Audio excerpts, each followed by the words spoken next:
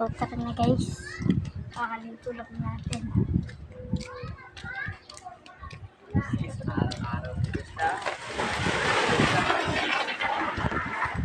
Ang init ka pala dito, sakit.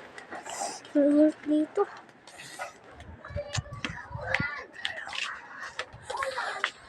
Init.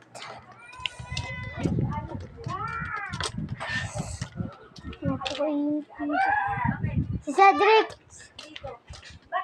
Tawagin mo.